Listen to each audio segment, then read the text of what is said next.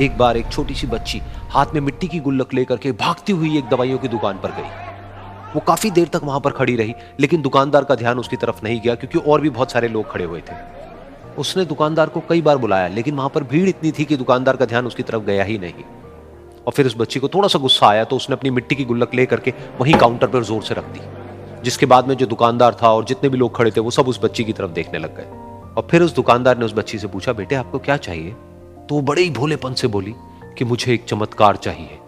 ये सुनकर के दुकानदार को कुछ समझ नहीं आया, ना ही वहां पर जो लोग थे उनको कुछ समझ में आया, और सब उसकी तरफ देखने लग गए। फिर दुकानदार ने बोला, बेटे चमत्कार तो यहां पर नहीं मिलता है।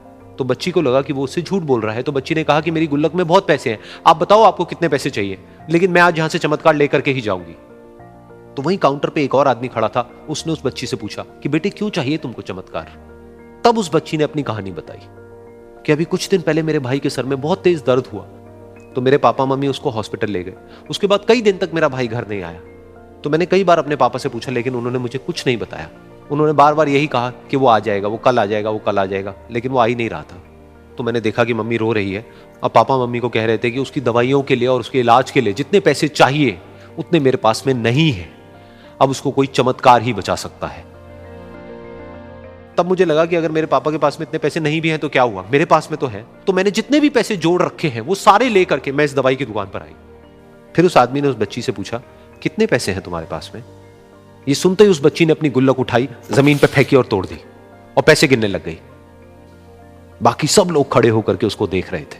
थोड़ी देर बाद उसने सारे पैसे अपने हाथ में इकट्ठे किए और बोली, मेरे पास में पूरे 19 रुपए हैं। वो जो आदमी वहां पर खड़ा था वो थोड़ा सा मुस्कुराया और बोला कि अरे तुम्हारे पास में तो पूरे पैसे हैं, इतने का ही तो आता है चमत्कार। ये सुनकर के वो बच्ची बहुत खुश हो गई और बोली कि चलो मैं आपको अपने पापा से मिलवाती हूं।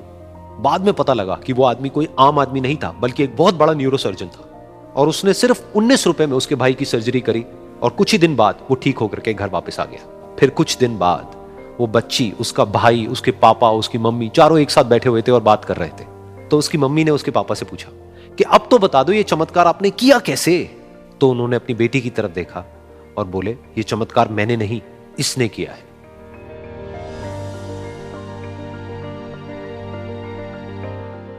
तो यहां पर एक बहुत बड़ी बात है जो हम उस छोटी सी बच्ची से सीख सकते हैं कि जिंदगी में कभी कभी ऐसा होता है कि हमको कोई रास्ता नजर नहीं आ रहा होता है और हम लोग हिम्मत हार जाते हैं। तब हमारे अंदर एक बच्चा होता है जो कोशिश करने से कभी भी पीछे नहीं हटता है।